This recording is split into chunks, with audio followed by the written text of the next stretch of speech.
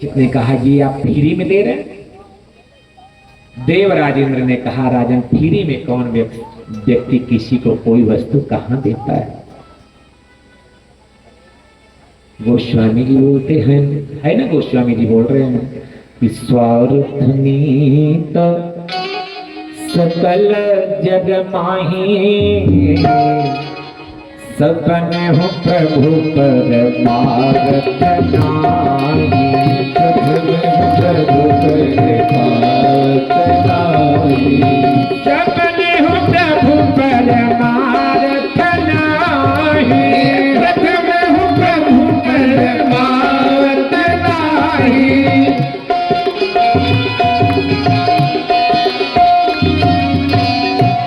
सपने हो प्रभु परमार्थ नाय, स्वार्थ नीत सकल जग माही, सपने हो प्रभु परमार्थ नाय। आज हमारे राजा परीक्षित बोलते हैं कि हे देवराजेंद्र, अब मुझे जीना नहीं है, अमर नहीं होना है। मैं कथा रूपी अमृत का पान खुद करूंगा, आपको नहीं दूंगा बदलवन। देवराजेंद्र कहते हैं मैं कथा रूपी अमृत का पान कर लूं, आप अमर हो जाइए, अमर करने वाले अमृत का पान करिए। तो राजा परीक्षित बोलते हैं कि क्व सुधा क्व कथा लोकी, क्व कांच क्व मणिर्महा। कहां कथा रूपी अमृत और कहां ये अमर कर देने वाला। ये दोनों में अंतर कैसे है? जैसे एक तरफ मणि रखी हो, दूसरी तरफ कांच हो, चमकती दोनों हैं, लेकिन कांच कांच है और मणि मणि है। तो ये कथा रूपी अमृत जो है ये मणि है। मणि के आगे कांच क्या मानी रखता है? कांच क्या मानी रखता है? क्व सुधा क्व कथा लोकी, क्व कांच क्व मणिर्महा। बोलते हैं राजा परीक्षित कि मुझे अमृत ना पीना है, मुझे श्याम रस पीना है, मुझे श्याम रस पीना है, मुझे श्याम रस पीना है,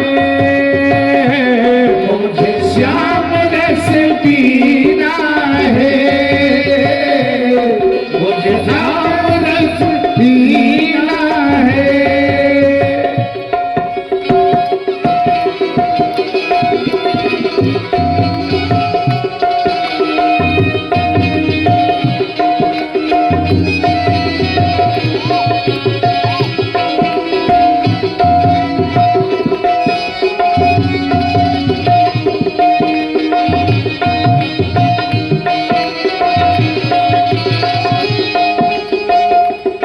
मुझे अमृत का पान करना ही करना है। क्या करना है? बोलते हैं ये जीते जी मिलता है, वो मरने पर भारी है। ये जीते जी मिलता है, वो मरने पर भारी है।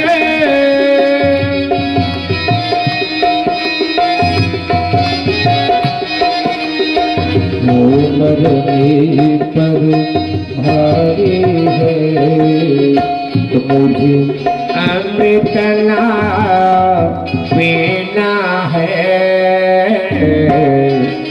मुझे श्याम रस पीना है, मुझे श्याम रस पीना है, मुझे श्याम रस पीना है।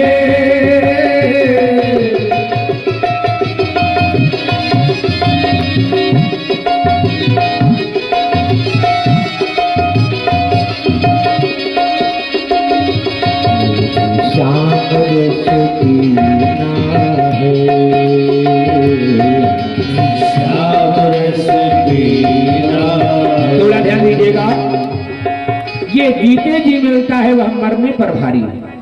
अगर राजा परीक्षित बोलते हैं अगर हम अमर कर देने वाले अमृत का पान करेंगे तो सदैव जीवित रहेंगे, यही इसका लाभ मिलेगा। ये जीते जी मिलता है अमर कर देने वाला अमृत, लेकिन कथा रूपी अमृत जो है ये मरने पर भारी है। कथा रूपी अमृत जो है मरने के बाद काम करना प्रारंभ करता है, इसीलिए बोलते हैं मैं अमृत का पान नहीं करूं। आगे और क्या बोलते हैं कि ये भव पार तरने में है, वो भव सुख के पड़ने में है। ये भव पार तरने में है, वो भव सुख के पड़ने में है।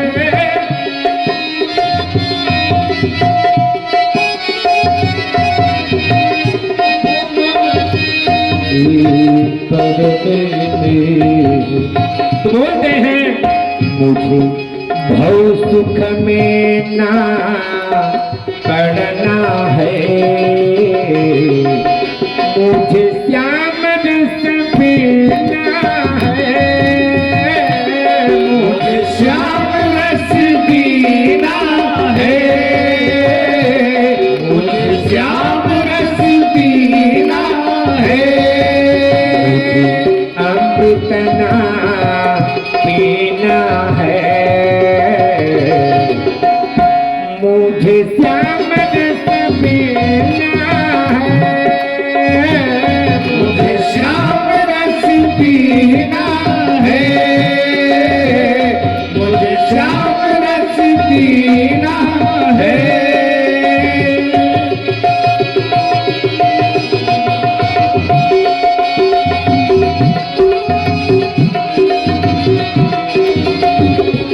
और क्या बोलते हैं, और ये अमृत और वो अमृत में क्या अंतर है? ये सुत तारा मोह बढ़ाई, वो इनसे वैराग्य कराए। ये सुत तारा मोह बढ़ाई, वो इनसे वैराग्य कराए। तो क्या करना है मुझे? मुझे मोह निशा में न पड़ना है, मुझे श्याम रस पीना है, मुझे श्याम रस पीना है, मुझे श्याम रस पीना है।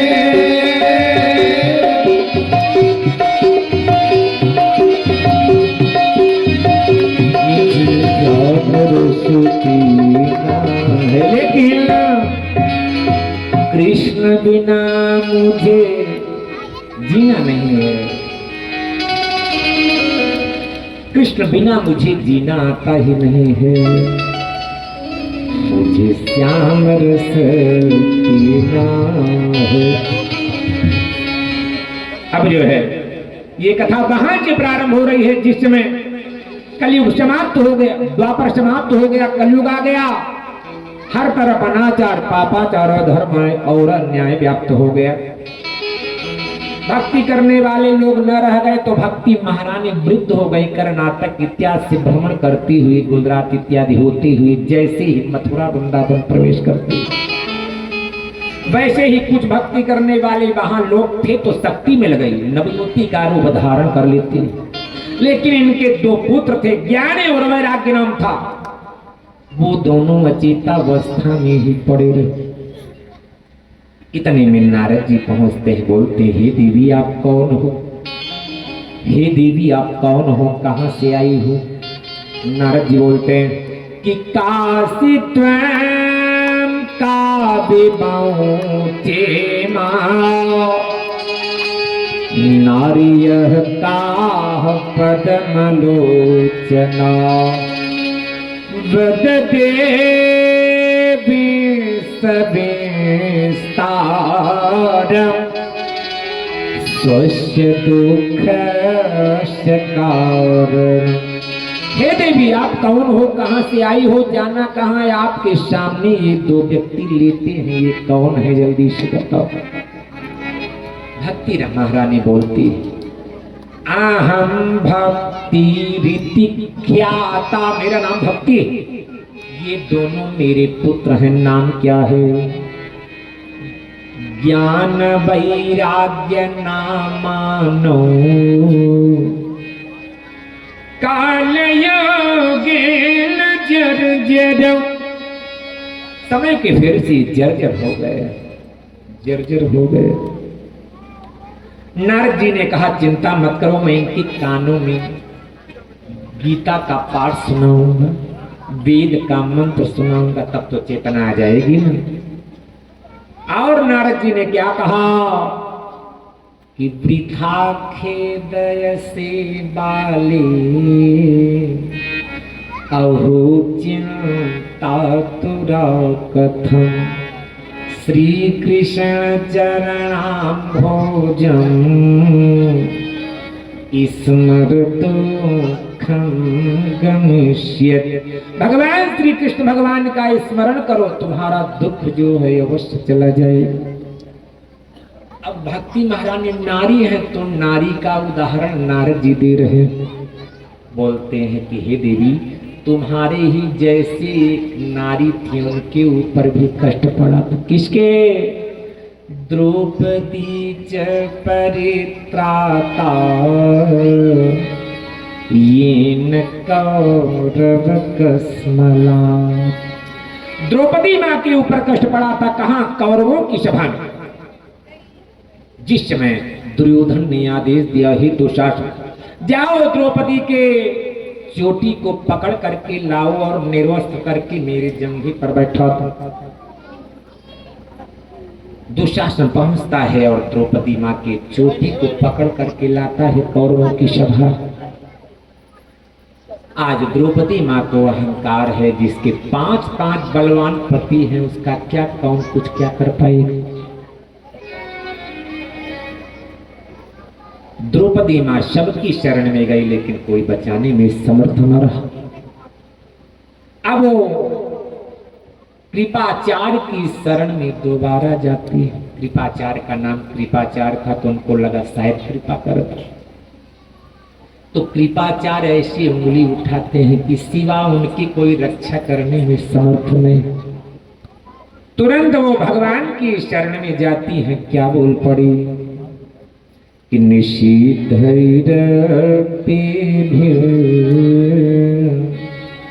लुलितम कदंद मधुकदै कदैरिंदरंतस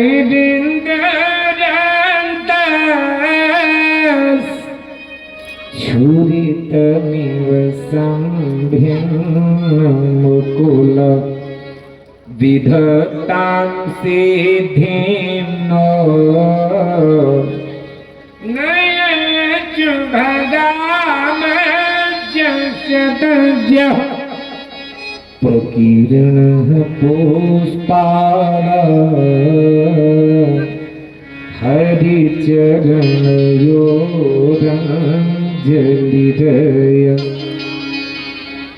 द्रौपदी मां कहती है, प्रभु आज मेरे पास कुछ भी नहीं है। भगवान श्री कृष्ण भगवान से बोलती, केवल खिले हुए श्रद्धा रूपी पुष्प मैं आपके चरणों में समर्पित करती हूँ।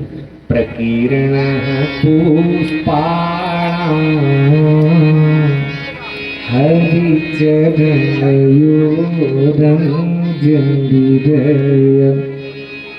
इसी बात को भोजपुरी भाषा में कवि बोलते हैं कि द्रौपदी मां कैसे बुलाएं प्रभु। द्रौपदी मां बोलती है कि हे प्रभु, ये दुर्योधन मुझे कैसे देख रहा है। आँखी घूरे रत मुछ मोरे रत। दुर्योधन कैसे देख रहा है? द्रौपदी मां बोल रही है कि मुझे कैसे देख रहा है। आंखें घूरे रत मुछ मोरे रत पापी के हो मेरे खतनाई।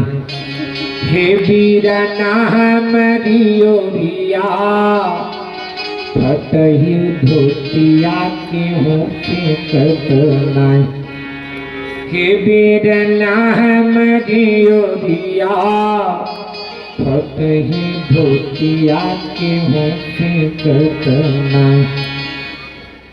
बीरना या बीरन शब्द पंजाब में बहनें अपने भाइयों को बोलते हैं। तो इससे आज स्पष्ट हो गया कि द्रौपदी मां परमात्मा को भाई बना ली और खुद बहन बन गई। प्रभु से कितने प्रकार के रिश्ते बनाए जाते हैं आप जानते हो, मैं बता भी रहा हूं। आप बोलते हो त्वमेव माता च पिता त्वमेव त्वमेव बंधु जगता त्वमेव त्वमेव विद्या द्रविणं त्वमेव त्वमेव सर्वं मम दीन। तो द्रौपदी माँ बहन बनती है और प्रभु को भाई बनाती है। और अब दुशासन से बोलती है कि अब जोर लगा के खींचना। खींचो दुशासन जोर लगाई तीर हमारे जब सोने पई। अगर हमारी टेर सुन गए तो अवश्य आएंगे, ये मुझे विश्वास है। जोर लगा के खींचो। अब अगर मेरी लाज जाएगी तो उनकी जिम्मेवारी बनती है मेरे भैया। प्रभु नहीं आए। हमारे आपके यहाँ खिचड़ी का त्योहार मनाया जाता है। कभी माघ में खिचड़ी पड़ती है, कभी पूष में पड़ती है। तो जो भी बनता है हम आप अपने बहन बेटियों के यहाँ भेजते हैं, उसको बहन बेटियों के यहाँ भी भेजा जाता है, पुरानी परंपरा है। तो हमारी द्रौपदी मां बोलती है कि प्रभु अगर आज आप लाज नहीं बचाए रहोगे और फिर भी आप खिचड़ी में कुछ लेके आओगे तो क्या करूंगी उसका सुनिए।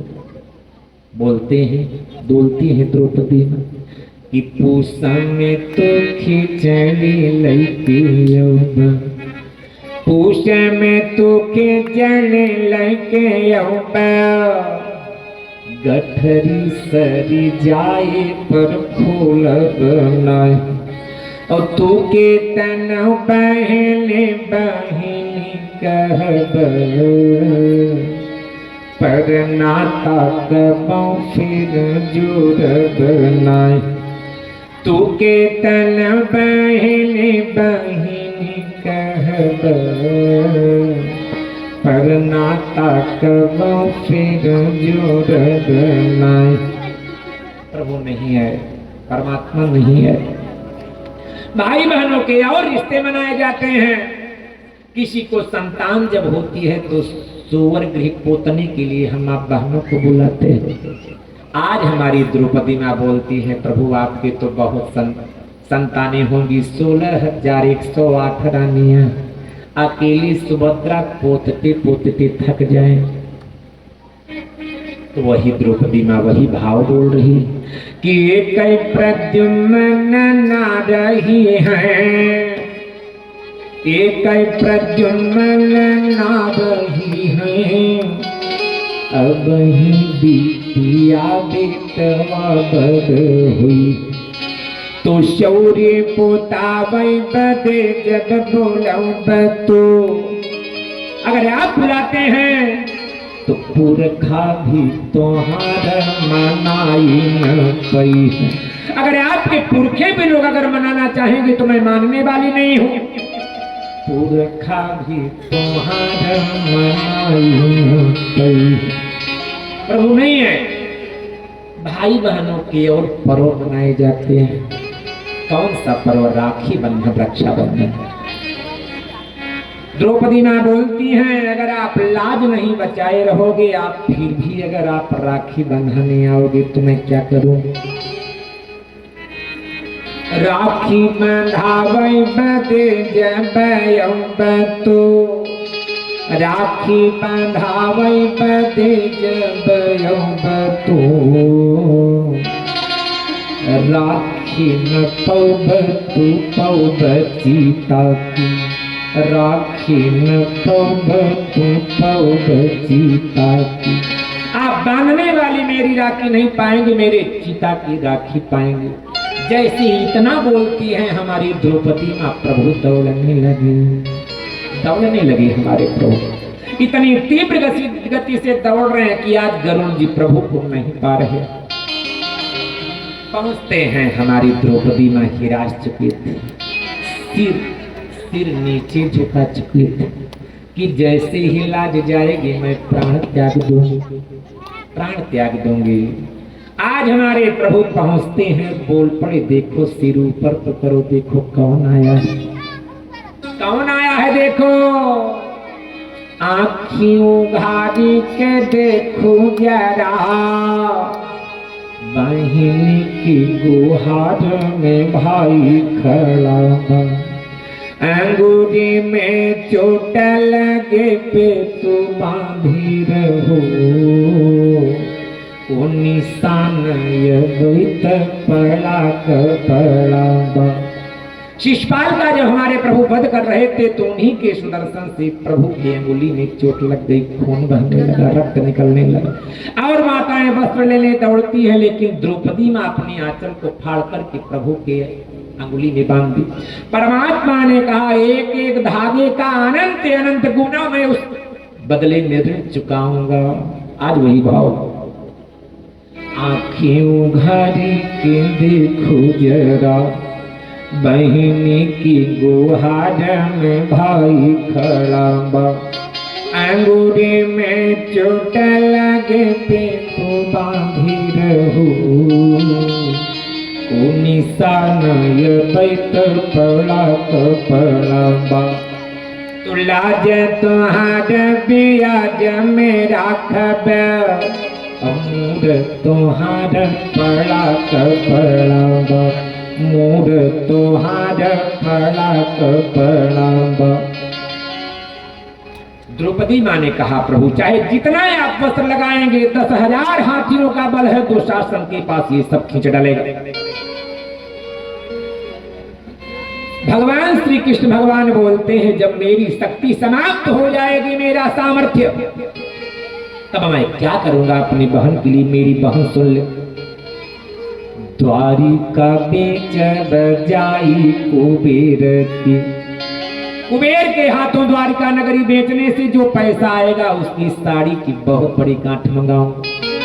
द्वारिका बेच बजाई कुबेर के, ताकर साड़ी के गांठ मंगाऊं। द्रौपदी माँ ने कहा, प्रभु अगर इससे भी काम न चला तब क्या करोगे। तो परमात्मा बोलते हैं, रधवा के नीलांबर चोरी लियो भाई, राधा नीलांबर पहनती है वह मैं चुरा लाऊंगा। द्रौपदी माँ ने कहा, प्रभु अगर इस पर भी काम न हुआ तो परम प्रभु क्या करोगे आप। तो प्रभु बोलते कि तोहरे द्रौपदी आज हमें, तोहरे द्रौपदी आज हमें, छोरी पीतांबर दिगंबर बनबै, छोरी पीतांबर दिगंबर बनबै। अपने पीतांबर को निकाल करके अपनी बहन को पहना दूंगा। आज से भगवान शंकर जी की तरह मैं दिगंबर रहूंगा, लेकिन अपनी बहन की मैं लाज जाने नहीं दूंगा। तोहरे द्रौपदी आज हमें, छोरी पीतांबर दिगंबर बनबै। तो वही नारद जी बोल रहे हैं, जो परमात्मा भक्तों के लिए इतना कर सकते हैं, तो ये भक्ति महारानी उन्हीं परमात्मा की शरण में जाओ। द्रौपदी च परित्राता, कसमला, पालिता गोप सुंदर, कृष्ण कृष्ण भगवान कहाँ रक्षा नहीं करते, सबकी रक्षा करते हैं, लेकिन प्रभाव न पड़ा। इतने में 4 ऋषि आ गए, सनक, सनंदन, सनातन और सनत कुमार। नारद जी ने प्रणाम किया ऋषियों को। ऋषियों ने कहा, हे नारद जी आप दुखी दिखाई पड़ रहे हो। नारद जी ने कहा, दुखी था लेकिन अब नहीं।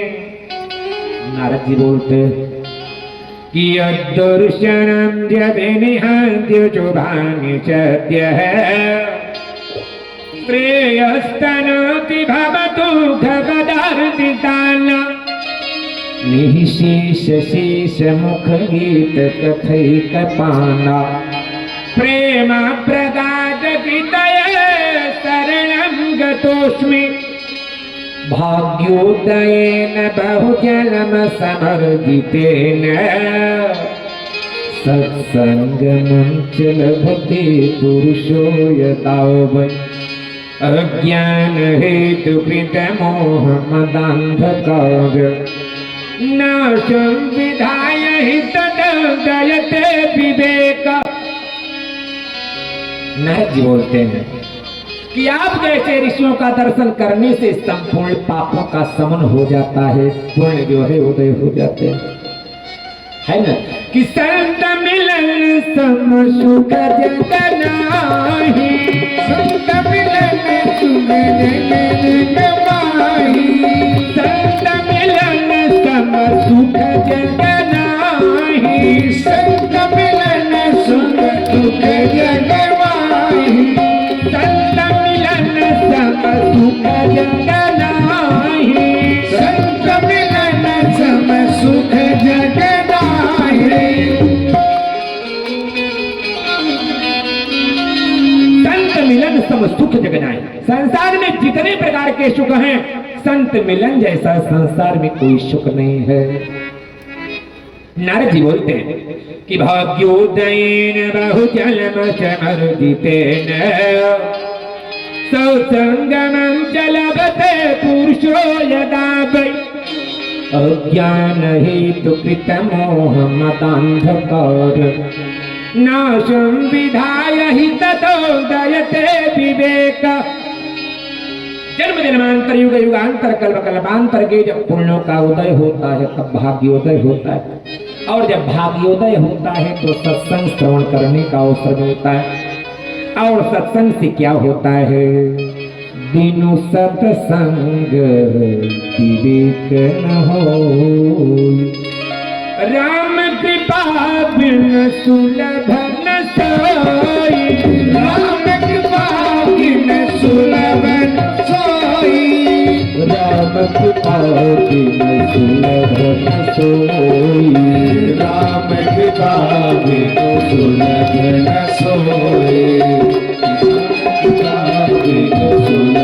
न सोई, सत्संग विवेक न होई,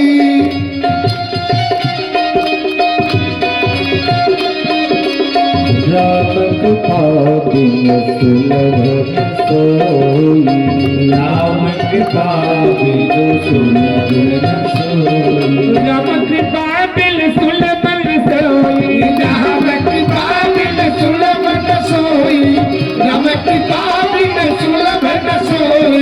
कहने का भाव ये है वह सत्संग ऐसे मिलने वाला नहीं है, राम कृपा बिन सुलभ न सोई। बिना परमात्मा की कृपा के वह सत्संग हमको आपको सुलभ नहीं हो पाता।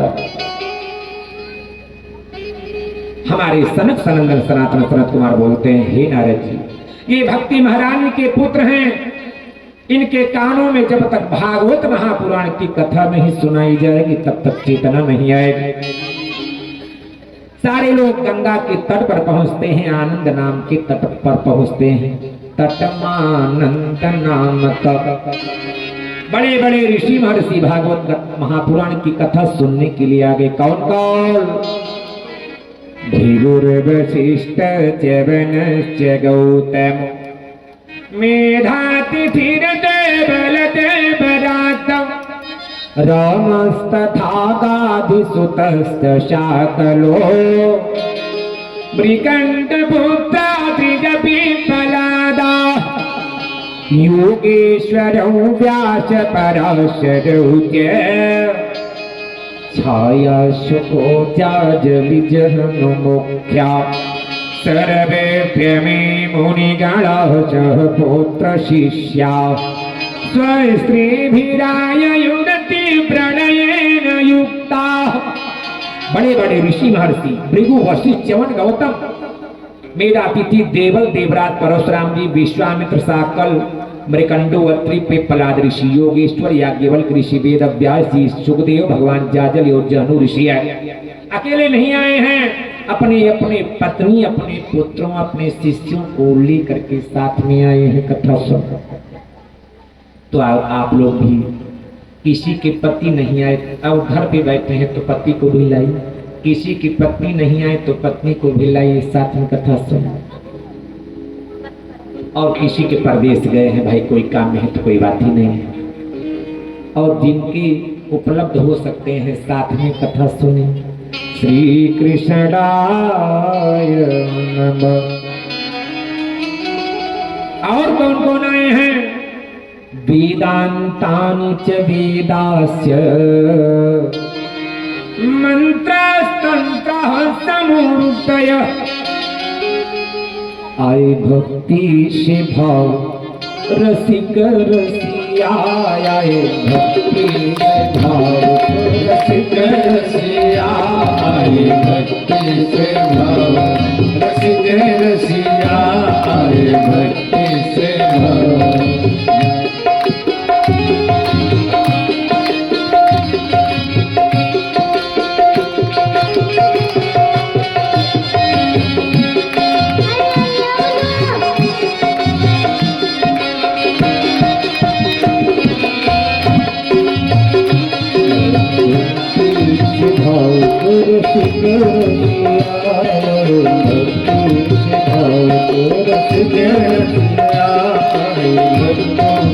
कौन आए हैं? वेद भी आए वेदांत भी आए, वेद भी आए वेदांत भी आए, मंत्र भी आए तंत्र भी आए, मंत्र भी आए और तंत्र भी आए। गंगा भी आई और यमुना भी आई, गंगा भी आई और यमुना भी आई, यमुना भी आई सरस्वती भी आई, यमुना भी आई सरस्वती भी आई। नारद जी आए, नारद आए बीड़ा बजाय रसिया, आए भक्ति से भाव रसिक रसिया, आए भक्ति से भाव रसिक रसिया, आए भक्ति से भाव।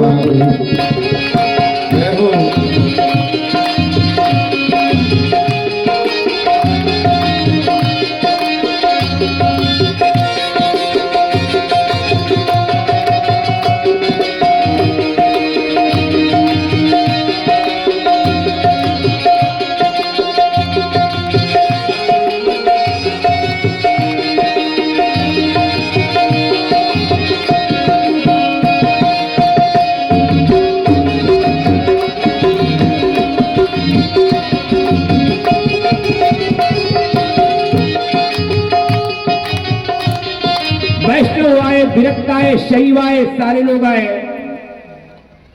आज जो है भागवत महापुराण के महात्म की बात हो रही। पहला प्रश्न उठता है कब सुना जाए भागवत महापुराण की कथा?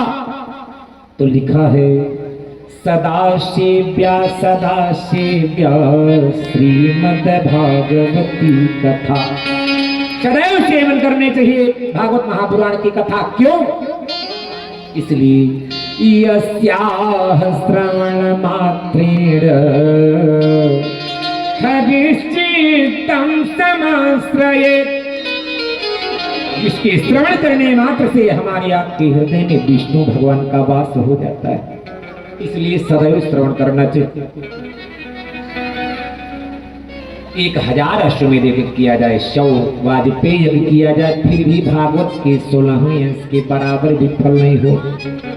एक श्लोक कान में चला जाए, आधा चला जाए, आधे का भी आधा चला जाए। न गंगा न गया काशी, पुष्करम न प्रयाग का। और क्या लाभ है? जन्म कोटि कृतं पापम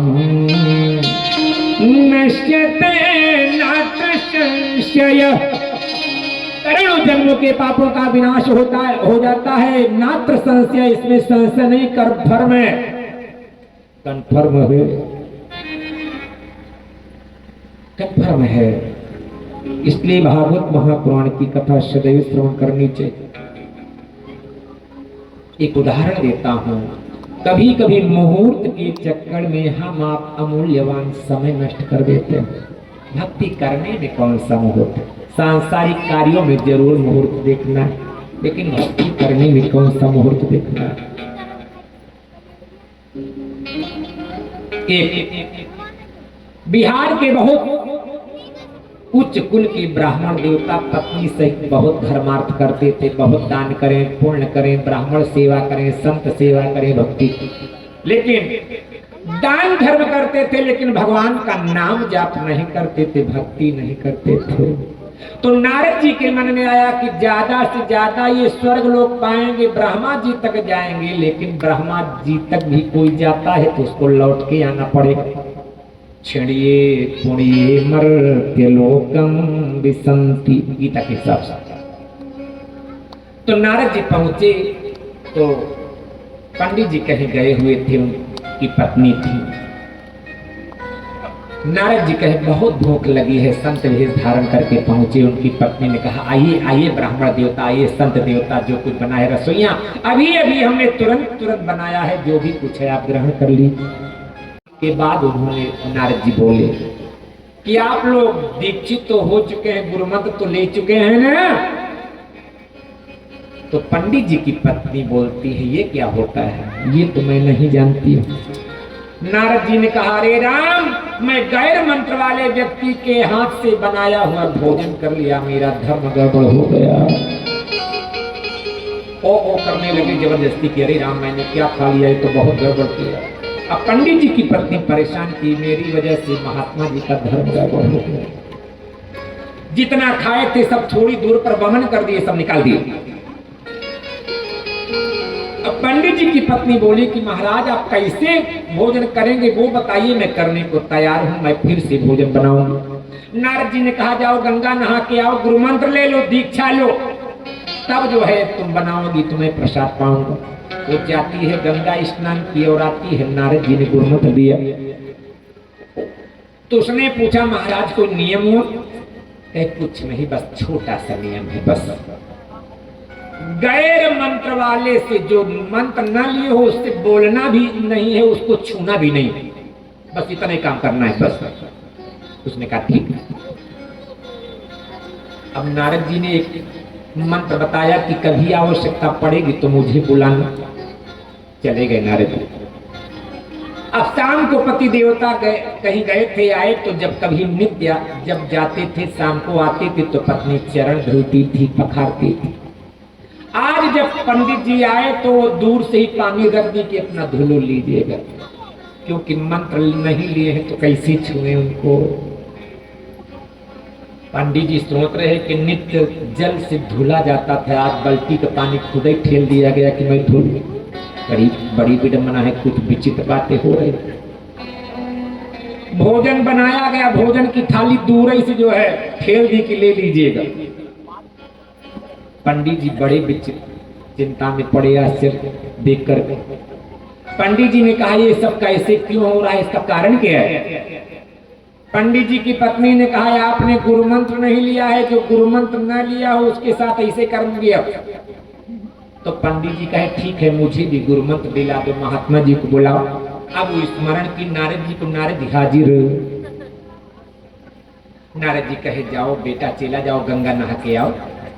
पंडित जी गए गंगा नहाने, सुबह का समय था। तो लोग वहां जो बैठे थे गंगा स्नान किए। पंडित जी, लोगों ने कहा पंडित जी अभी सुबह स्नान करके गए थे, दोबारा नहाने क्या मतलब?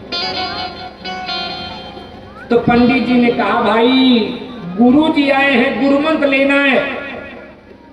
गुरु जी आए हैं, गुरुमंत्र लेना है, इसीलिए दोबारा नहाने आया। तो लोगों ने कहा पंडित जी इस समय पितृपक्ष चल रहा है, और पितृपक्ष चल रहा था। अरे आप बताइए, इतने बड़े विद्वान हैं, ज्ञान आप सबको देते हैं, और अगर आप ही जब पितृपक्ष में गुरुमंत्र लेंगे तो क्या मतलब निकलेगा आपके ज्ञानवान होने का? कम से कम सुंदर मुहूर्त तो आ जाने दीजिए, तब गुरमत लीजिए। उनके मन में ये बात जम गई मन में बात। वो पहुंचे, पंडिताइन से बोले कि अब गुरमत नहीं लूंगा, मुहूर्त आ जाए तब गुरमत लूंगा, इस समय पितृ पक्ष चल रहा है। अब नारद जी चले गए। संयोग से पंडित जी की इतनी तबीयत ज्यादा गड़बड़ हुई उसी बीच में कि पितृ पक्ष में ही खत्म, समाप्त हो गए। अब जो है पंडितानी जो है पंडित जी की पत्नी चिता में अपने पति के साथ भस्म हो जाती है। तो चिता में भस्म होने के नाते एक ही घर में जन्म लिए वो लोग दोबारा। एक राजा के यहाँ राजकुमारी बनती हैं पंडित जी की पत्नी, और पंडित जी जो थे वो राजा के यहाँ हाथी बनते हैं। लेकिन राजकुमारी को स्मरण था कि ये मेरे पति हैं, तो द्वार पे ही बनवाती है, खुद उनकी सेवा हाथी की करती है, पति मान करके अगले जन्म। अब राजकुमारी बड़ी हुई, स्वयंवर हुआ, बड़े बड़े राजे आए, ये हुआ जयमाल डालेंगी। राजकुमारी जयमाल हाथी के गले में डालती। राजा बहुत नाराज हुए कि मेरी बेइज्जती करा दी इतने राजाओं के होने पर। रानी ने पूरा वृत्तांत बताया कि ये पूर्व जन्म के मेरे पति हैं और मैं इनकी पत्नी पंडितानी हूं, और ये गुरुमंत्र नहीं लिए, इसी का प्रभाव है, इनको हाथी बनना पड़ा। इतने में नारद जी को उन्होंने स्मरण किया। नारद जी हाजिर। तो रानी ने कहा, हे ऋषिवर, हे महात्मा जी, अब तो मेरे पति को गुरुमंत्र दे दीजिए। तो हाथी से पूछे नारद जी की, अब गुरुमंत्र लेना है कि अभी मुहूर्त देखना है? तो हाथी ने सिर हिलाया कि अब मुहूर्त नहीं देखना है, केवल मंत्र ही लेना है। तो मंत्र दिए और उसी समय उसके प्राण पखेरु निकले, मुक्ति मिल जाती। तो भक्ति में कौन सा मुहूर्त? सदा सेव्या श्रीमद् भागवती कथा, बिना नाम नियमो नास्ति, दिनों की कोई नियमावली नहीं। इसी में एक प्रसंग बताते हैं, पूर्व समय में आप वो प्रसंग सारे लोग जानते हैं, ज्यादा से ज्यादा लोग। आत्मदेव नाम के ब्राह्मण थे, उनके संतान नहीं थी। एक बार घूमने चले, एक बार जंगल में जाते हैं कि प्राण दे दूंगा। उनकी पत्नी दुंदुली दुष्ट प्रवृत्ति, एक सन्यासी जी मिले, पहले तो रोने लगे आत्मदेव ब्राह्मण, लेकिन सन्यासी जी ने फल प्रदान किए। कहा ले जाइए अपने पत्नी को खिलाइएगा, 9 महीने बाद संतान प्राप्ति हो। ले गए, फल जब पत्नी को दिए तो पत्नी के मन में आया फल खाऊंगी तो गर्भवती हो जाऊंगी, तो जितना पहले भोजन करती थी भोजन भी नहीं कर पाऊंगी, और अगर उतना भोजन नहीं कर पाऊंगी तो गांव में चोर लुटेरे डाकू आएंगे और लोग मजबूत रहेंगे, भाग लेंगे, मैं तो भाग भी नहीं पाऊंगा। उसके मन ने कहा मैं फल नहीं खाऊंगा, और उस फल को गौ माता को दे दिया गया। उनकी यहाँ एक गौ माता थी, और उसकी सखी जो है हाल में गर्भवती हुई थी। उसने बात कर लिया कि जब संतान होगी तो मुझे दे देना, और वह गर्भवती होने का नाटक करती रही। 6 महीने बाद नाटक कर दी कि गर्भ गिर गया। अब उसके सखी को संतान होती है, उसने धन देकर ले लिया, उसका नाम धुंधकारी रखा गया। अब गौ माता की संतान होती है, पूरी शरीर मनुष्य की, लेकिन कान जो है वो गौ माता की तरह, तो नाम रखा गया गोकर्णम तम सुतम दृष्ट्वा, गोकर्णम नाम चाकरो, गोकर्ण पंडितो ज्ञानी, धुंधकारी महाखल। महान दुष्ट प्रवृत्ति का हुआ वह धुंधकारी और गोकर्ण परम विद्वान, परम ज्ञानी, परम संत। वेश्यावृत्ति में धन ले जाते समाप्त कर दिए। आता है पिता को डांटता है, फटकारता है, धन मांगता है। आज पिता दुखी है कि ऐसे पुत्र से बिना पुत्र रह लेना ज्यादा श्रेयस्कर है। आज जो है गोकर्ण जी अपने पिता को ज्ञान का उपदेश करते हैं कि देहे रुधिरे भीमतिम त्यजत्व, ज्यायाशुतादिजुटदा ममतां विमुञ्च्य, पश्यामिशं जगदिदं क्षरभङ्गनिष्ठ, वैराग्य राग रसिक भव भक्तिनिष्ठ। स्त्री पुत्र इत्यादि से मोह ममता त्याग दीजिए। इसी बात को गोस्वामी जी एक लाइन में विनय पत्रिका के बोलते कि सुत बनिता दु जान स्वार्थ रतन करुणे हस बही के न करुणे हस बही अंतरहु तो ही तजने पामर तू न तजय बही मन बचते अब सजनी मन बचते अवसर बीते मन बचते अवसर बीते मन बचते अवसर बीते मन बचते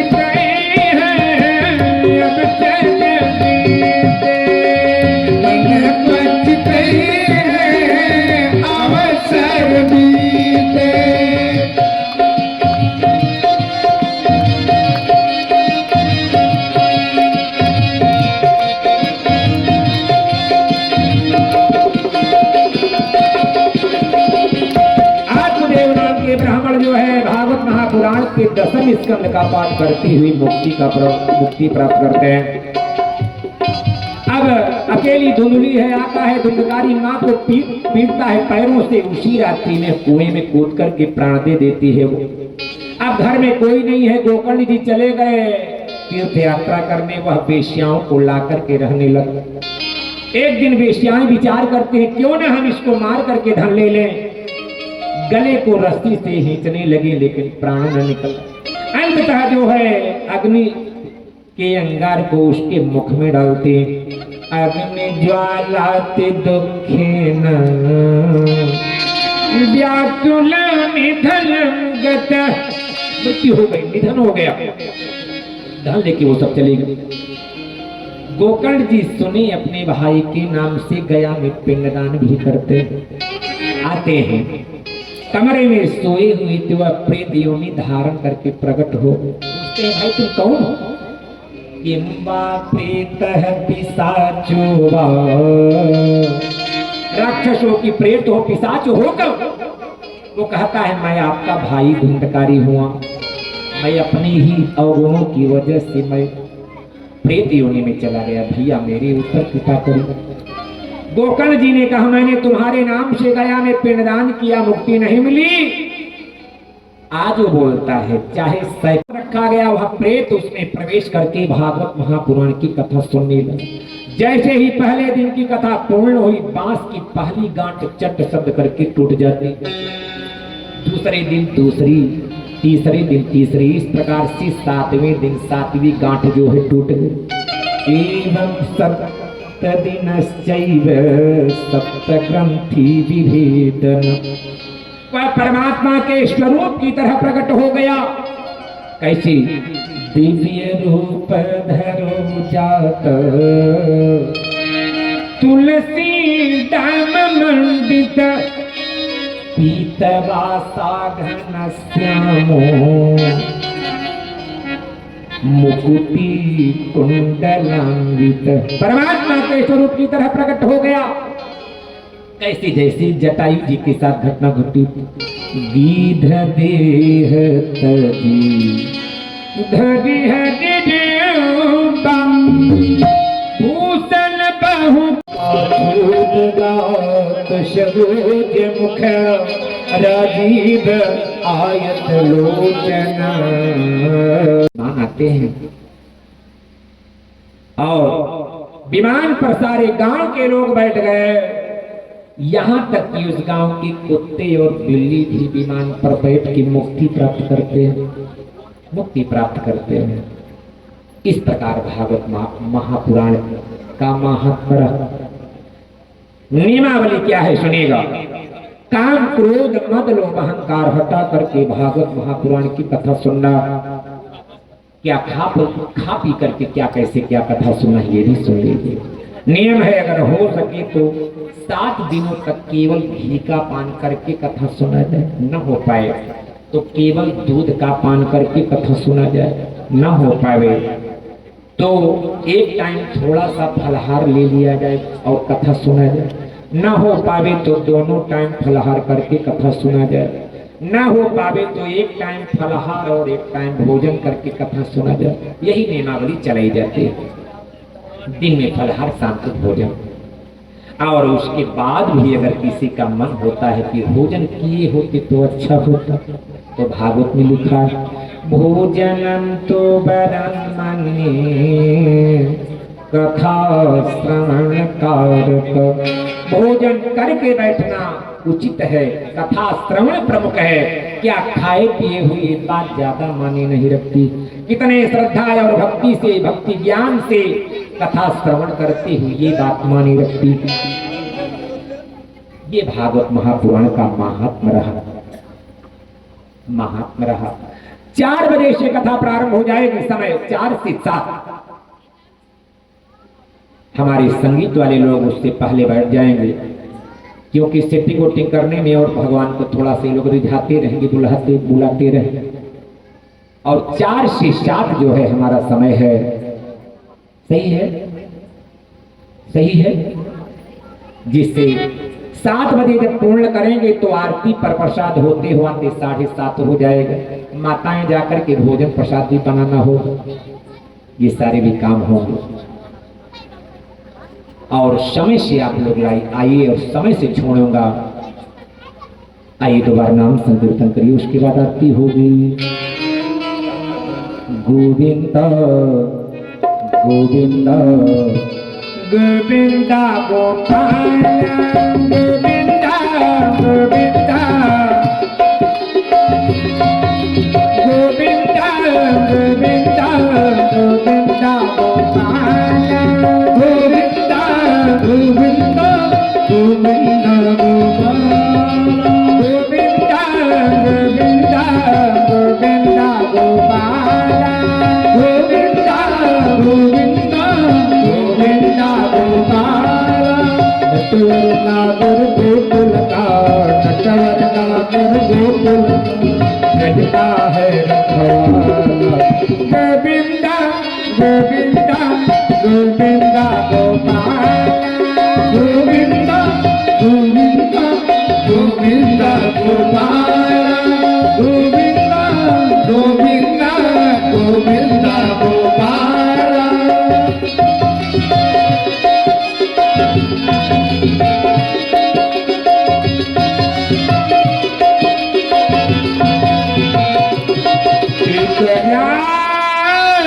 कुंवर नट गढ़ गिरधारी, राज कुंवर नट गिरधारी। जब जब भीड़ दर्शन पर, जब जब भीड़ दर्शन पर, आए मोहन मदन मुरारी। आए मोहन मदन मुरारी, राज कुंवर निर्धारी। आए मोहन मदन मुरारी। कोई कहे कृपाला, कोई कहे कृपाला, कोई देख गया। गोविंदा गोविंदा